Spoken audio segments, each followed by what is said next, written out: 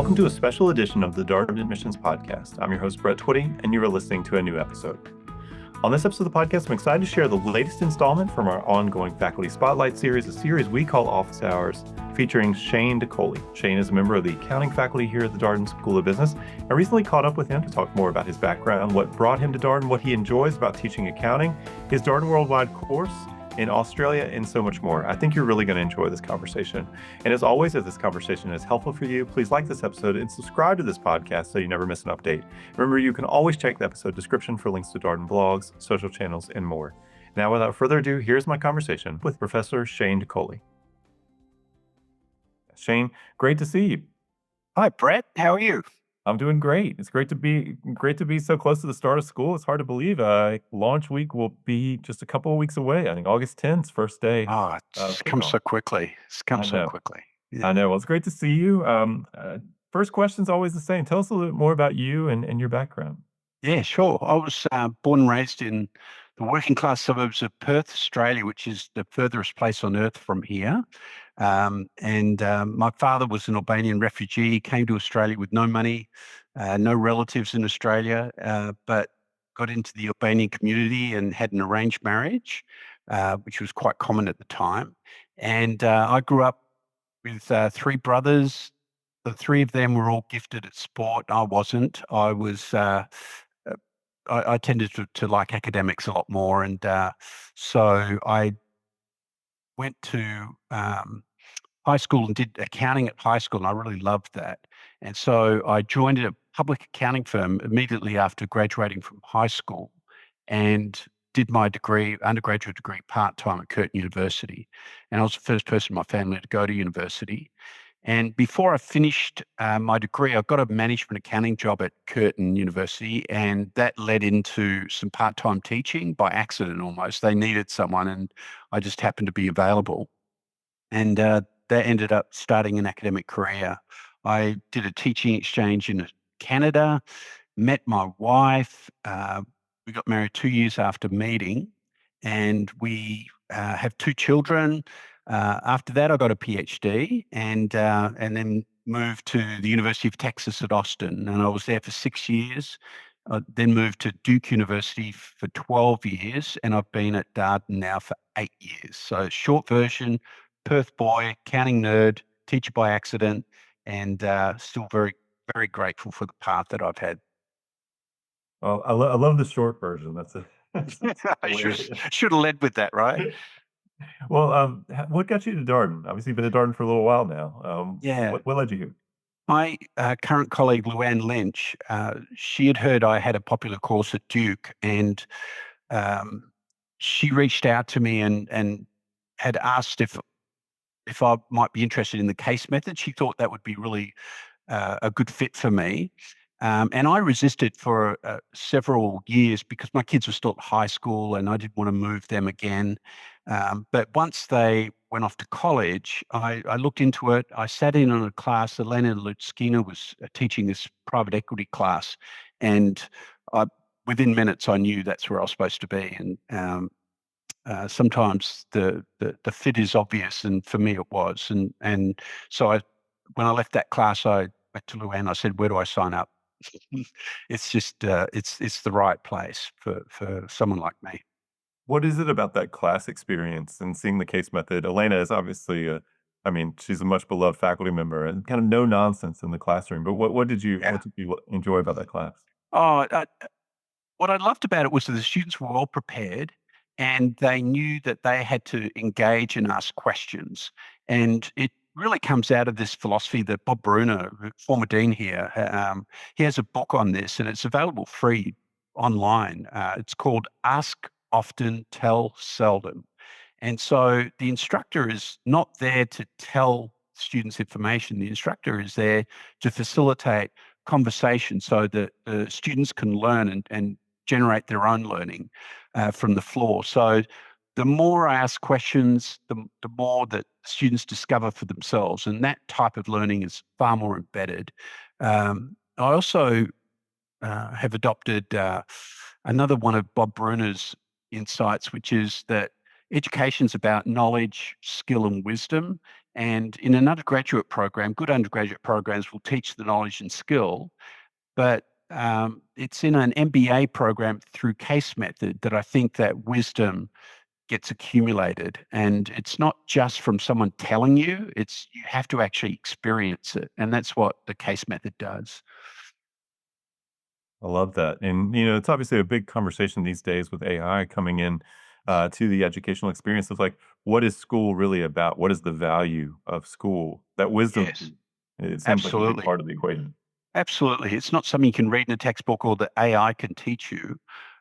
It's something that you collect from having conversations with your classmates and generating differences of opinion that you can judge and change your thinking going forward. Um, Folks are always curious. We get this question from a prospective student almost every week. It feels like, how in the world do you teach accounting through the Yeah. case method? How does that work? Yeah, I was a little skeptical at first as well, to be honest. But honestly, Luann Lynch, my colleague, and actually all my colleagues in accounting here at Darden, have just figured out that it's not about trying to get the students to prepare the numbers themselves and be experts at presenting the number or preparing, constructing the numbers themselves. It's more about how do you interpret the numbers, and so we certainly have conversations about the numbers, but they're not the driving force of the class. It's more about, well, here's what the numbers are telling us. How do we interpret that and make good decisions going forward?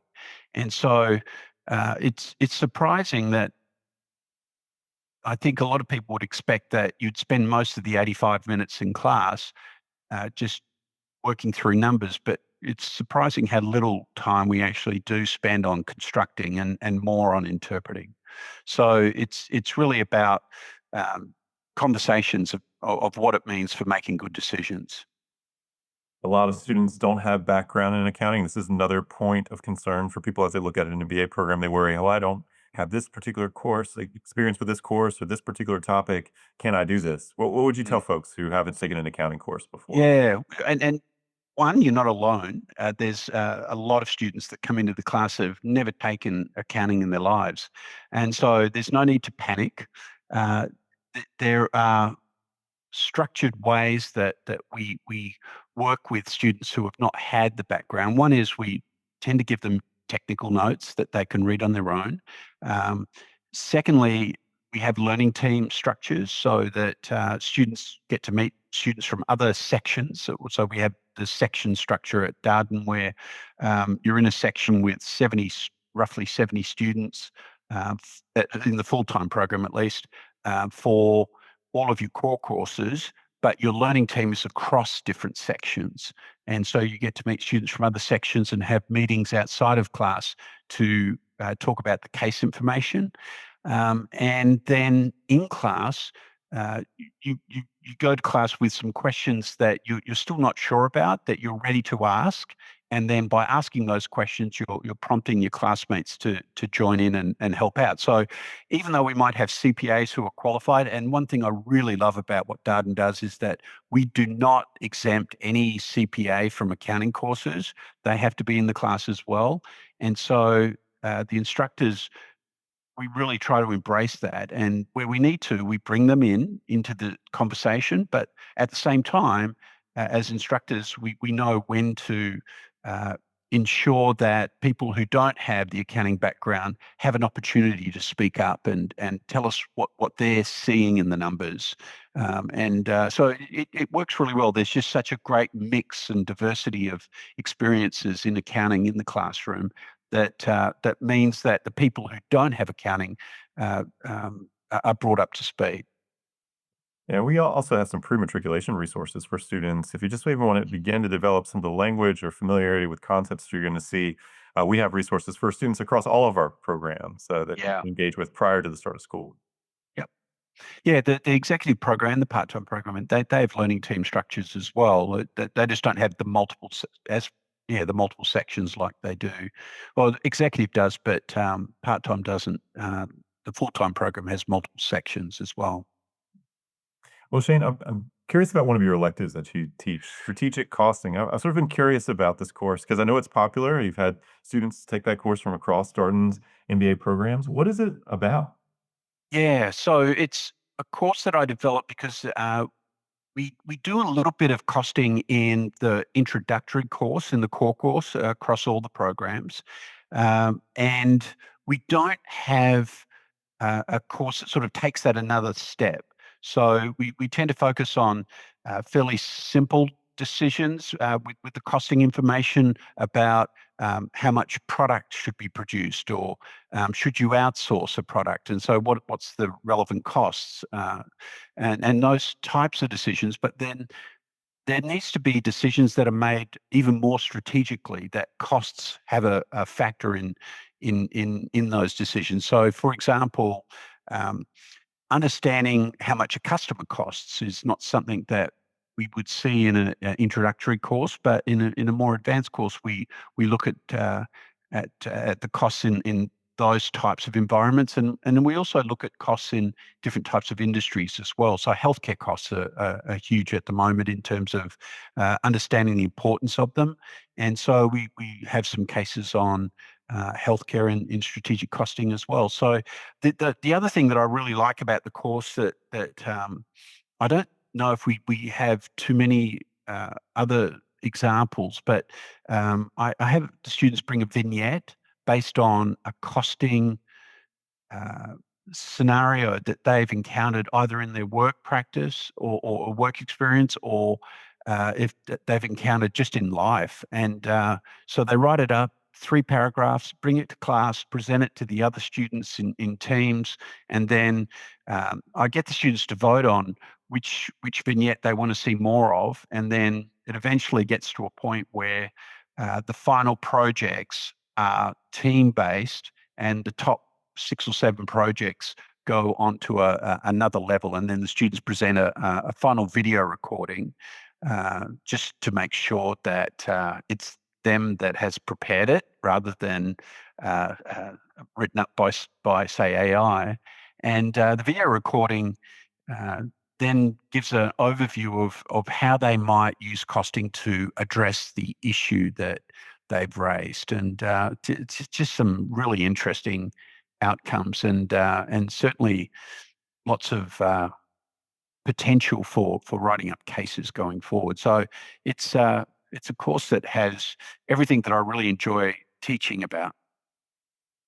How do you see this course fitting into? I mean, you talked about sort of maybe where it sits and sort of maybe filling a gap or something that people haven't had a chance to engage with. But within the overall like curriculum, if somebody takes this course, what could you imagine them doing in their career later on that sort of leverages maybe some of the things they thought about in this course?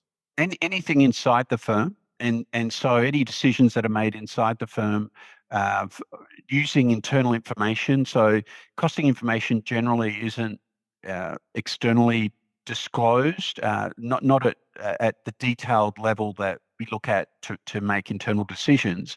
And the reason why is because it's proprietary, and so companies don't want to give away secrets like that. So the internal decision making, and that type of decision that's being made is feeds into other courses. So, for example, strategy, for example, marketing, and so they need to understand the financial implications, and finance, of course, as well. So they need to understand the financial implications, and costing helps provide some information for those decisions. I want to talk about another course that you lead that I know you're very passionate about. You have led Darden Worldwide course as well as global residency to Australia, and that's people that put together. You're from Perth, Australia, and Mhm. when I first thought about this course, I think it used to go to Sydney and Melbourne, and then when you got involved with the course, I think it shifted a little bit in terms of where the students go now. So tell us a little bit more about this global course to Australia. Yeah.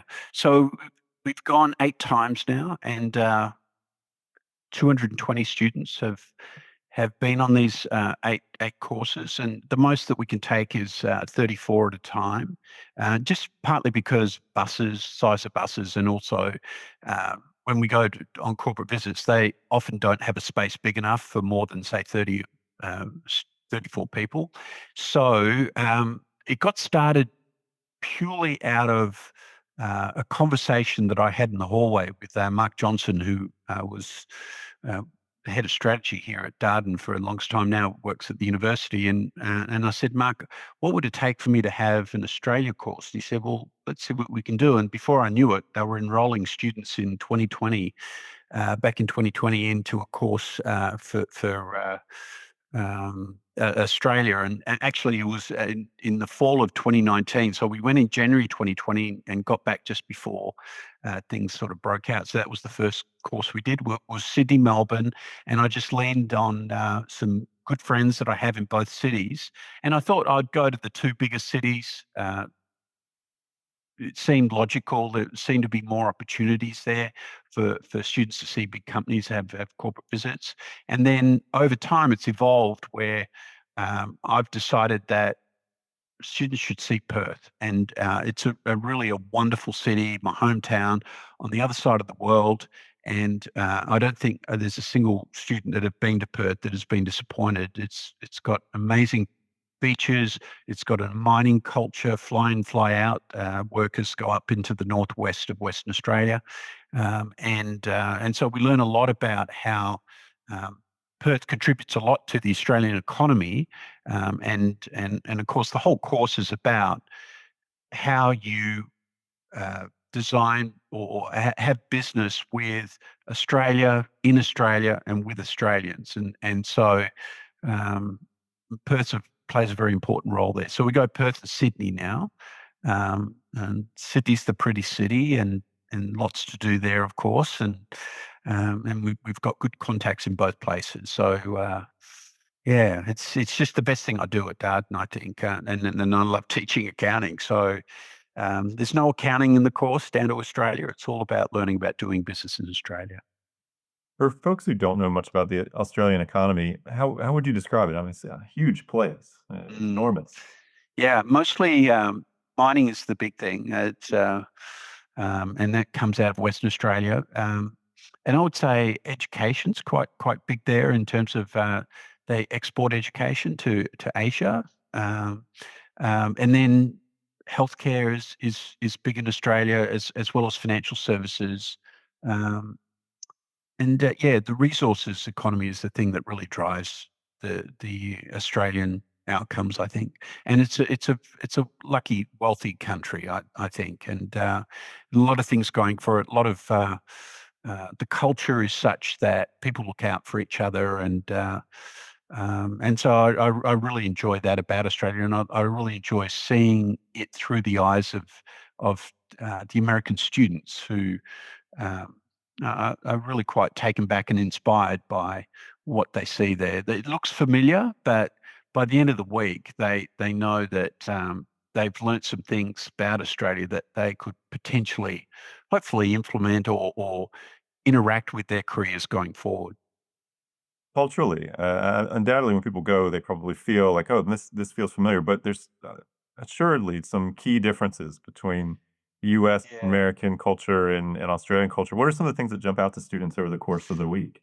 Yeah, I think they're a little surprised at how good the coffee is in Australia, actually. And the interesting thing about coffee is that people take coffee breaks. So they're in the office, they decide they want to go and have coffee. So they go to a coffee shop and sit down and have coffee, and they might talk business, but it's a very common thing. It's not you go to Starbucks and then you just get your coffee and move on. And it's you sit down and enjoy a coffee. And I always say I don't drink coffee in Australia; I sip it because it tastes so good. So that's one thing.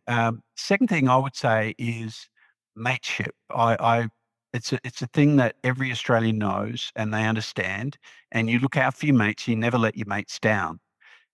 Um, I tell the students that they find that a little hard to believe when I tell them that in Charlottesville. They see it in Australia. Quite often, some of the people that we visit are mates of mine, and they can see that it's a lifelong bond that you build. So I just think that they're two things that surprise the students when and it's not something you can sort of tell people in Charlottesville or that they necessarily see as tourists.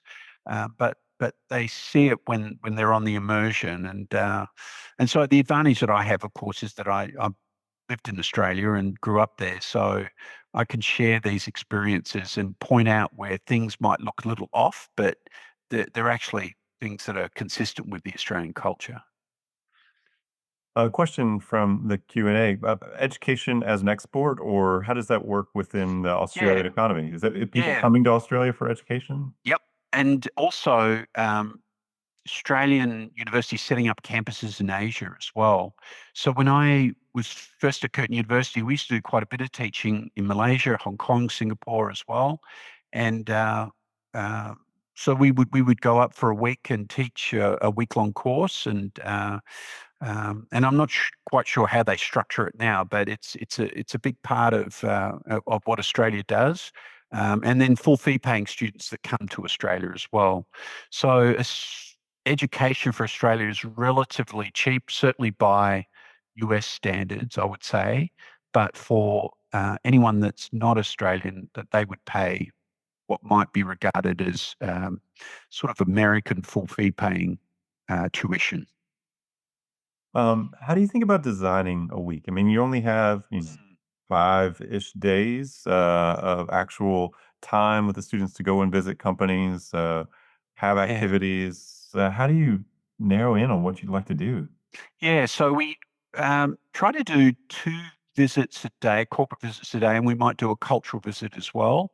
And so cultural visits are fairly easy to do because Sydney Opera House is it's a no-brainer. The Perth Optus Stadium is a no-brainer, and then seeing the animals, of course, the unique animals in Australia. That's something we need to do as well. And then outside of the cultural visits, we try to pick on industries that are diverse. So we don't just look at financial services. And I didn't mention before, but tourism obviously is huge in Australia. And so we try to look at industries that support tourism as well. So we'll go to a winery. We'll go to sports is a big part of Australian culture, and so we'll go to some sort of sporting event. We try to go to a sporting event, and we visit mining companies. We visit financial services companies. We visit telecommunications company, not for profit. In fact, that's probably the most um, uh, visit that the students enjoy the most. We visit the Clontarf Foundation, which is a an organisation that looks after uh, Indigenous young men who are s- people that struggle to fit into society or have traditionally struggled to fit into society, and the foundation looks out for them and makes sure that they go to school, provides incentives to go to school by offering them sporting outcomes, and then they finish their schooling and then they can transition into society and have far better outcomes than historically has happened. And so the students really feel that experience. And I'm actually teaching a case on that today to the international uh, students who have come to start at Darden in the full-time program. So I'm very excited about that. Yeah, so we pick organisations that are different to what they might see in the US. Again, they look familiar, but there's something that's a little different about them that they feel like they learned something new. I had a chance to go on a global residency to Ireland back in March. I still think about that. I mean, I was just there as a supporting staff member. I still think about that course because you learn so much about the location. You learn before you Yeah. go, right? There are all these student presentations that happen about different elements of the location. We learned about history and culture and sports and, various economic challenges. Like there's a big housing shortage in Ireland right now. We learned about all of that before we went.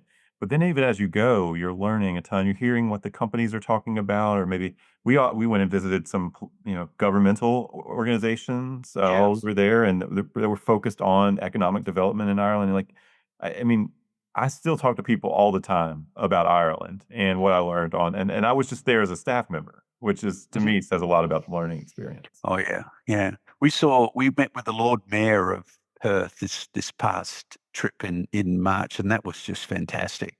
And it made me wonder, maybe I'll eventually move back to Australia and run to be the Lord Mayor of Perth or something like that. That would be just a lot of fun. Well, from what our students have shared with me, you certainly have a lot of enthusiasm for Perth. I think they have Yeah, enjoyed yeah, being there with someone who is so proud of Perth and all that it offers. You were mentioning, I think one of the things that's also really cool is the level of access that students get. We were talking before we started about some of the planning you're doing for this course you're leading in October. yeah. And it's amazing the level. I mean, the leadership folks that people get to connect with on these courses. Oh, yeah. So one of our good friends, my wife and I, we worked with him in Amsterdam back in the 90s. His name's Craig Dunn. At KPMG, he was at the time, and we were. But Craig has gone on and built an amazing career, and he's now the chairman of the board at Telstra, uh, which is a telecommunications company, the largest in Australia. And he has been just incredible for us. He was also the chairman of the Australian Ballet at one point, and so we got to visit him at the Sydney Opera House. And but at Telstra, he's organised visits with the CEO and with members of the top management team. So, and that's just hearing the interactions between Craig and the top management team, and how those interactions occur is just a great learning experience you could not possibly get in a classroom. And this pastime or coming up, we've got some visits that we're currently in the midst of organising, which could include uh, deputy chairman of one of the largest mining companies in the world, actually, and so we're very excited about that. Um, but we haven't finalised that yet, so I can't really say too much. But in general, we tend to have CEOs. So we've got CEO of the Clontarf Foundation that we speak with, or people who are fairly high up in the organisation, and that just gives a very strategic perspective on the organisation. But at the same time, a lot of these people have worked themselves up from sort of grassroots level, so they know the organisation really well. We visit with Qantas, for example, and the people that have been there for years, and so we get to visit the operations centre, and we have an amazing visit with Qantas as well. Thank you for sharing that. I want to transition now to talk a little bit about your research. You've done a lot of work focused on CEOs. Yeah. What attracted you to thinking about CEOs and how they're perceived out in the world? I just think that they sit at the intersection of power and information and accountability, and they make really highly visible decisions. And so, given that accounting is language of business and it's used to make decisions, then the key decision maker in an organisation is always going to be of interest to me. Um, and so, it CEOs tend to have a very rich uh, amount of data around them as well. And so you can uh, research topics such as how they're compensated, how boards design incentives for them, how they interpret the signals from the CEO, just what performance measures are being used, how much they're weighted, who are they evaluated against. So there's lots of questions that I'm interested in that I've actually worked on, and I think going forward, I'll continue to do so. I just think it's just a really fascinating area of research. Are there any particularly interesting insights you've gleaned over the course of the research that you've done? I mean, CEOs, Yeah, people have a lot of feelings about CEOs, maybe some yeah. not very positive. The, the, the biggest thing is, are they overpaid, right? And so there's certainly two very distinct streams of ideas on whether they're overpaid. And so there's obviously this the one stream that says that they get much too much relative to the rest of the organization or employees.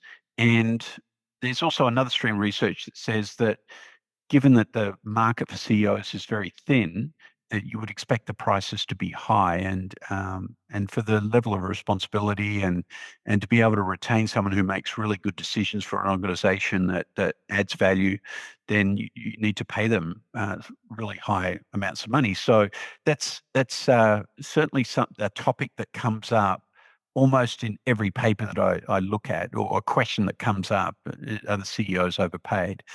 The most interesting insight I think that I've gotten from all the papers that I've worked on is it looks at CEO integrity, and so I'm really interested in the idea of how character and the behaviour and personality of the CEO shapes the way that incentives are designed for them.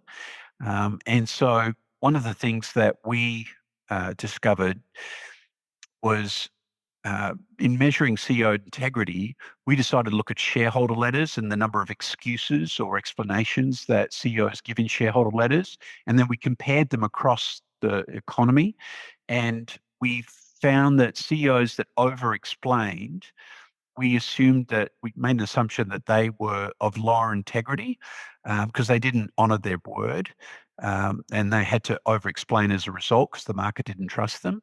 And then the CEOs who under-explained tended to be of higher integrity. And sure enough, we found that the CEOs with low integrity tended to have higher audit fees, meaning that the auditors didn't trust them completely, and so they had to do more work, and so the audit fees were higher. We also found that CEOs with high integrity tended to have higher future financial performance, so a year uh, more than a year out. So, and we put that down to, although we didn't test this in the paper, we put that down to um, culture, because there's other research that shows that firms that have stronger culture tends to have higher future financial performance. And so if you've got a CEO with high integrity, they tend to be setting tone at the top that suggests that um, culture will play an important role in the workforce. Question from the Q&A.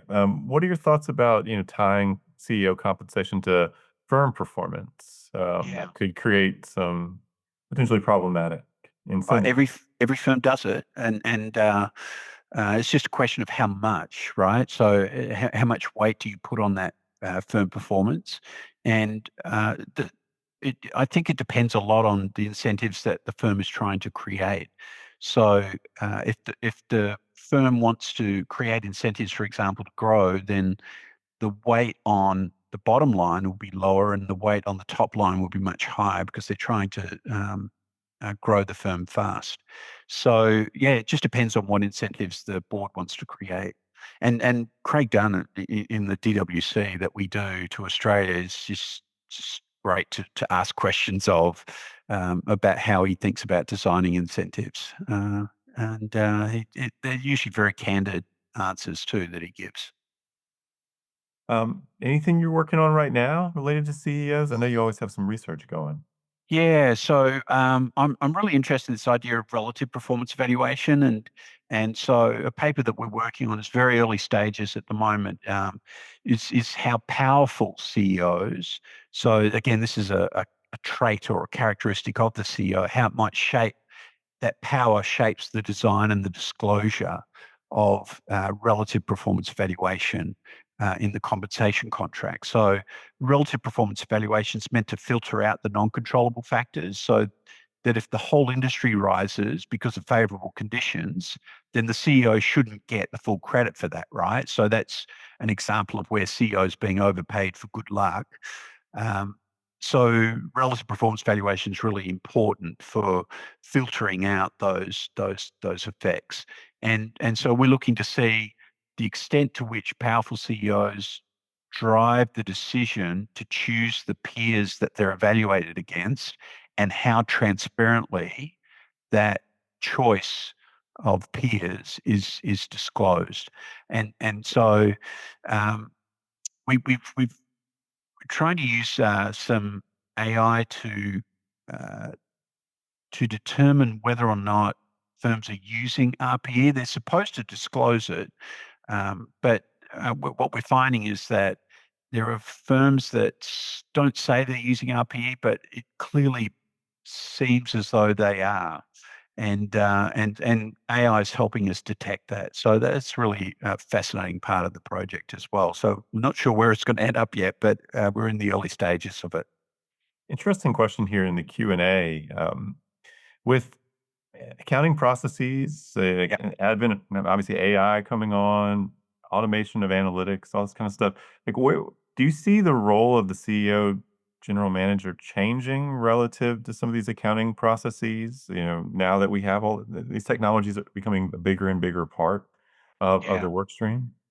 Yes, for sure. I think that they're surrounding themselves with people who are knowledgeable in the area, um, and I think we're seeing a shift to the top management team starting to attract people who have the expertise to be able to advise the CEO. I don't think the CEOs themselves are necessarily taking on extra training to become experts themselves, but they're surrounding themselves with the right people to make the decisions that are going to benefit the firm. I know we saw some evidence of that with Telstra, the telecommunications firm in Australia, on in March, and I'm very curious to see in October when we go back, just how far they've evolved with their thinking on AI and how the CEO makes decisions based on the expertise and advice they're getting. It does feel like AI relative to sort of accounting, as people think of it, like these are rules based, this kind of thing. Like it is a technology that could have a lot of application potential disruption for traditional practices around accounting. Although you mentioned earlier about the importance of judgment and wisdom, how do you see Yeah. all of that?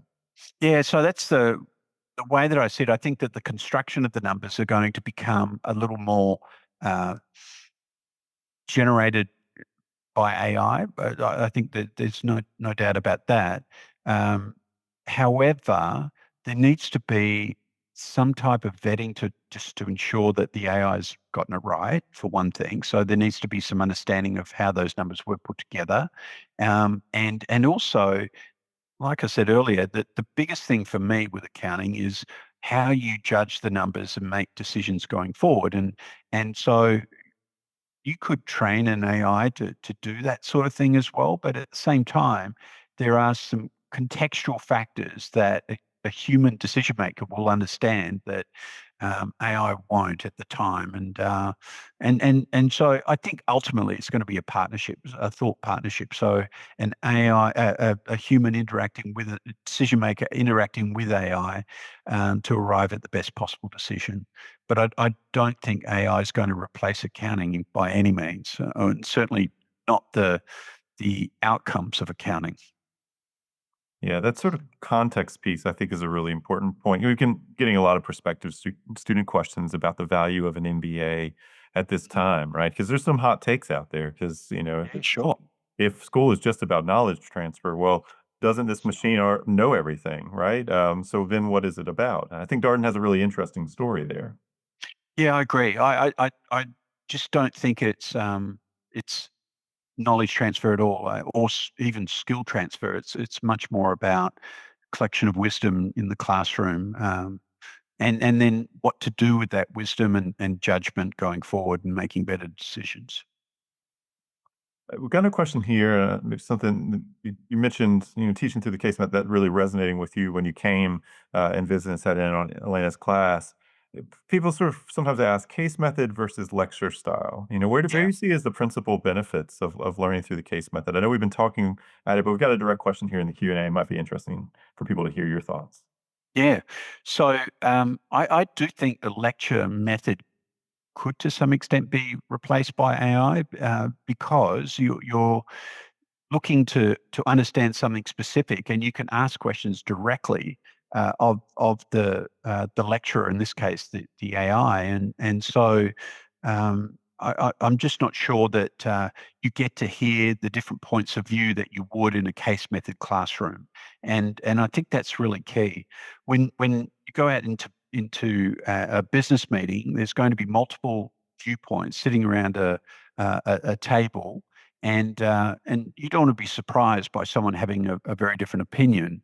And I think in every single class that students take at Darden, there's going to be a diversity of viewpoints, and you get to learn from that. And you get to learn to understand how to respond to those different viewpoints and how to manage the ambiguity that is in the context, but also the ambiguity that comes out of the different opinions around the room. And so I just think you get so much more out of a case method discussion in terms of changing the way that you might think and the way that you might react to other people's way of thinking.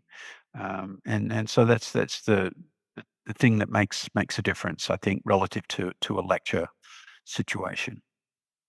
If some folks who are obviously spending some time on our website and asking, Darden is described as a transformational learning experience. Yeah. Case method sort of pushes students to be an active participant in their learning experience in that way.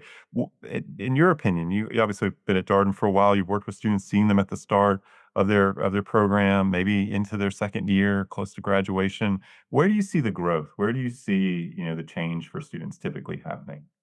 I think it's in the level of thinking that they have. I, I I think that when they first come to Darden and they start to take classes, they approach it the way they might approach their undergraduate degree. So they're very diligent about preparing for class and then coming to class and having some questions that they want to ask. But then I think as they evolve through their degree, their level of thinking becomes more strategic, and so they can anticipate some of the viewpoints or some of the questions that might come up, and so you're almost thinking 2 steps ahead rather than, "How do I address this one question and move on to the next?" So it's at just at a different level of thinking, and I think that that's what uh, business calls for, right? So, in trying to solve business problems, there's people sitting around a room with different viewpoints, and they're trying to understand how to move forward. And I think that having that level of thinking, that strategic level of thinking, that forward level of thinking, using accounting numbers, using the information that's available to make the best possible decisions, just leads to a much uh, more value-added outcome, I think. Well, I think about just the sheer amount of practice people get with, engaging in those conversations. I mean, you do that hundreds of Absolutely. times. Absolutely. Yeah, literally hundreds of times. Like you do 100 cases in the is it in the first year? Or It's by the third quarter of the first year in the yeah, yeah, full-time definitely. program. There's a Yeah. there's a party for it, so, Yeah. celebration. Yeah. Yeah. And it's a good reward to have because they've worked really hard to that point and they have evolved. Yeah, and the nice thing is in the second year, they can just pick and choose the topics they're interested in and just really build on that level of thinking as well. They can go on a Darden Worldwide course, which I think just changes the context completely because you get to see it in practice in another country, and you're getting to talk to leaders and how they make decisions in their everyday lives. So I think that's all part of the transformation. It's not just class after class. It's really the classes, the experiences outside of class as well, and then these worldwide courses. I think just make a compelling case that adds up to something much bigger.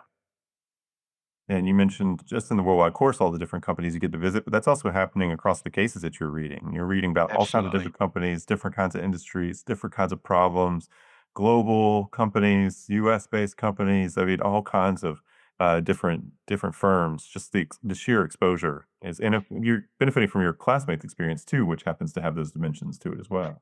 Yeah, and one of the other things too that I think is really important in the case method is that we tend to bring it back to a decision. Certainly in accounting, I can't really speak for the other courses, but my understanding of the other courses is that very similar outside of accounting too, where it's decision focused.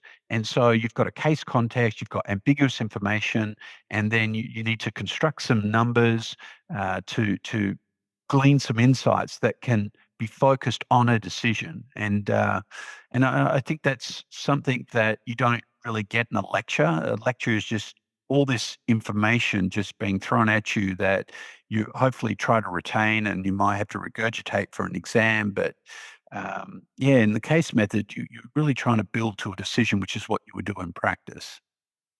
Yeah, I've enjoyed we occasionally have virtual mock classes, and, a faculty member will ask one of the students who's attended, "What decision should be made here?" And sometimes the student will say, "I think we could do this or this or this," and they say, "No, no. What decision do you think?" I mean, they really push the students that you can't can pursue 3 or 4 different possibilities. It's really gotta be a decision, and then people react to that and sort of work through it. But I've appreciated the faculty sort of pushing students on that. I think that's how the real world works. Oh yeah, most definitely. Yeah. Got a question here about some of the work that you do with performance metrics, Yeah. and so in your experience, where do companies most often go wrong when using financial or business targets to motivate management teams? Do you have any thoughts along that? Um, I don't usually see where they go wrong in the sense that I don't do a lot of field work where I go to investigate and look at things that didn't go right versus things that did go right. I tend to look at what firms actually do in terms of their disclosures. And so I'll look at the weights that they put on different measures, and I'll look at the way that they've designed the structure of the contract for the CEO, who they've chosen as peers. And it's hard to say that they've gone wrong. I guess the closest thing to it is that I've been working on a paper called risk filtering, where there's at least in theory an optimal level of risk filtering. So how much risk do you take away from the CEO, the CEO's performance? And we see a lot of deviations away from what would be the theoretically optimal level. But again, I'm not sure that you could say that they've gone wrong. It could be very strategic. So they might be, for example, trying to retain the CEO, and in other words, taking away more risk than what they probably should be taking away. But they might be doing that because they want to retain the CEO. They think the CEO is the best thing that they've ever had, and in terms of adding value for the company. And so, yeah, I'm very cautious about saying firms are doing it wrong rather than, well, they might be doing it strategically for a reason. It's like earnings management, right? So we see a lot of firms manage earnings in a way that, using accounting techniques, in a way that some people might construe as being uh, you're hiding something, you're trying to sabotage something, or you're doing something wrong. Um, but that's one interpretation. Another interpretation is that they're doing it strategically, and maybe they know that they're going to have um, really good outcomes at the end of the year. So they're trying to save some money for the end of the year, or something like that. So they could be they're trying to signal to the market that their performance is very strong. So they're managing earnings, and that's the way they signal to the market. So it's it's it's not necessarily that they're doing something wrong. It's that they're doing something strategic. Another question from the audience, may have some future CEOs Mhm. here in this group, and so they were curious, like, if somebody's, thinking about that kinda role, something, that they should be thinking about when it comes to their own performance measurement, or anything that if you were coaching somebody, this is something that you should think about? To become a CEO. Well, if you are let's say you got a Oh, role, you're coming in as a CEO, that you're thinking about that contract and how you're gonna be assessed and your performance is gonna be measured, what would you encourage that person to think about? um, I I would say that you'd want to signal to the board that you're in this for the long term, and so you'd want to ask for equity in the firm, and the ways to identify what equity that you should have is a way of signaling to the board. So I think that's very important. Um, and choosing the metrics that really matter to the firm. And so the choice of measures, I think, is important. So having earnings-based measures suggests that you're going to care about not just the top line, but you're going to care about expenses as well. And earnings being revenues minus expenses. And then the other thing is choosing the peers in a way that signals to the board that you're serious about trying to aspire to be better than what the firm is now. So if you choose aspirational peers, that's a way of signaling to the board that's where you think the company's going to go. So yeah, there's lots of choices that a CEO could make, and who you choose to be on the board as well. Like a CEO can influence board seats. I think makes a difference too. So there's lots of different ways a CEO can make choices that uh, would be in their best interest, I think. Well, got a few more minutes left. I want to also ask about some other research that you've been doing around sustainability and mutual funds. Do you want to share a little Sure. bit more about this? Yes. So I've worked on three papers on sustainability, and the first one is, or two of them are published now, and the first paper was the one that has gathered the most attention. It's about ESG mutual funds and um, are they more likely to vote in favor of environmental and social shareholder proposals um, than non-ESG mutual funds? And the reason why we got interested in that is this whole integrity sort of issue. Do you honor your word? If you say you're an ESG mutual fund, ESG is environmental, social governance, um, then do you invest in portfolio firms that have environmental and social initiatives? And so we find that yes, they do. They tend to walk the talk. And so that was a little surprising because there's other research that shows that some of these ESG mutual funds tend to be ESG cosmetically, um, and um, and so we showed that at least in terms of voting, they do vote in favour of ES type initiatives, at least. Second paper then looks at executive compensation and finds that ESG mutual funds are more likely to support proposals that are about environmental and social initiatives, especially when uh, the issue is about being more transparent about the compensation and the ES, environmental and social compensation, rather than a wholesale redesign of the compensation. And then the third paper, which is not published yet, we're still working on, looks at what happens when mutual funds repurpose from being non ESG to ESG. So they change their objectives, and we find an outflow of investor cash when they announce it, and an inflow of investor cash when they actually do the repurposing. So the net effect seems to be fairly low, but they change their mix of investors, which is kind of interesting, raises interesting questions about why they might do it, and yeah, so we're still working on that paper. What attracted you to this topic? How did you get interested in it? Partly because of colleagues. So Luann Lynch is interested in it, my ex-colleague who's now the dean at Keenan Flagger Business School, Mary Margaret Frank. They were both very interested in the topic, and I wanted to work on a paper with them. And then a former Darden student who's now a professor at Iowa State, his name's Michael Gual. He joined us, and so we had a series of papers that we sort of laid out that we wanted to work on, and it's just been a very fruitful partnership. But also, it has this theme of integrity in it, which I'm interested in. I think it goes way back to the roots of you never let your mates down, right? From Australia. So I'm a big believer in if you say you're going to do something, you follow through and you do it.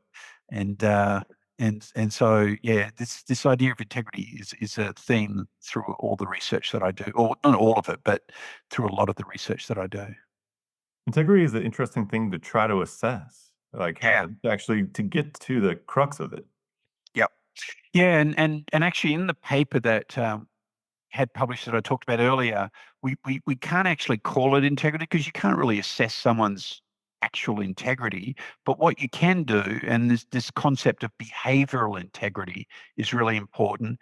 And behavioral integrity means how people perceive the integrity of someone else, right? And so you can measure that, um, and and and we're able to do that by our perceptions of a CEO's integrity by looking at the over and under explanations in shareholder letters.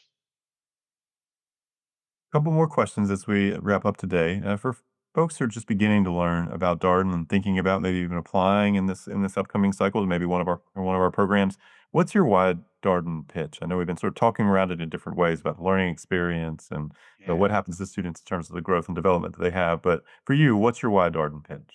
I think Darden is a place where people want to learn in a way that changes how they think, not just what they know. So the school's got this deeply engaged student body. We've got the case method. We've got faculty who really do care about not only the classroom experience, but rigorous scholarship, transformational learning, and we've also got an amazing group of staff like Brett, who are genuinely committed to the mission of creating responsible leaders. And so um, I think what stands out is that students just don't sit back and absorb Darden passively. They're actively engaged. They're asked to uh, ask questions and listen and build on one another in class, and that's what makes the experience so powerful. Um, yeah, so that's my pitch. Change the way that you think, not just what you know. Well, Shane, for folks who've maybe gotten interested in some of the topics today, I know we talked about CEO performance evaluation, integrity, mentioned the ESG and mutual funds, or just the work that you do around accounting and strategic costing. Any Yeah, books that you might recommend for people who are interested in maybe engaging with yeah. these topics later on? Well, so the first book that I would recommend for a student that's coming to Darden is a book by a former president here, Jim Ryan. He had a very short book. It's called Wait What? And it's a book about asking questions. And I think that is a superpower that you can develop at Darden is asking good questions. And so that's one book that I would say. Um, then Angela Duckworth's book called Grit. It's based on academic research, and I think that talks about passion and perseverance and how it matters more than actual talent itself. And then Sean Akers' The Happiness Advantage, which basically says that it's happiness that drives productivity, not the other way around. And so you've got to find your happy place to be productive, and then the hours pass and you don't realize that you're still working.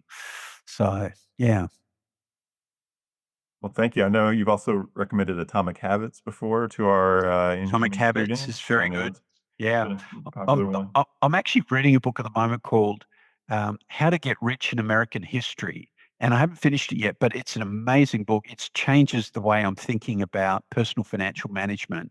And it's really about how you use lessons in history to change popular thinking about how individuals can enhance their personal wealth. And so I've been amazed at what I've gotten out of it. And it got recommended to me by this group chat of 15 accounting professors from around the world. We all got together over the summer and started doing predictions about the World Cup. And I finished 13th out of 15, by the way. So I'm not very good at predicting soccer outcomes. But this book was recommended, and so we're all reading it, and we're going to do a book club of accounting professors from different parts of the world. So yeah, that's going to be fun. That's awesome. Maybe you put a little bit too much faith in the Socceroos going deep in the tournament. Yeah, exactly. And that was the problem. Well, Shane, thank you so much for your time. And to our attendees, thank you so much for joining us for this conversation. As mentioned, recorded this conversation will be up on our podcast and Vimeo channel shortly. But so appreciate you taking some time out of your day to learn a little bit more about a faculty member here at Darden, as well as the learning experience and the overall experience as a Darden student. So thank you so much and have a wonderful weekend. Shane, thank you again. Thanks, Brett. Thank you. And that was my conversation with Shane Dikolli, a member of the accounting faculty here at the Darden School of Business. As always, if you have any comments, suggestions, requests, anything you'd like for us to cover here on the podcast, we're all ears. We can be reached at Darden, that's DARDEN, at virginia.edu. And until next time, stay safe, be well, and thanks for listening.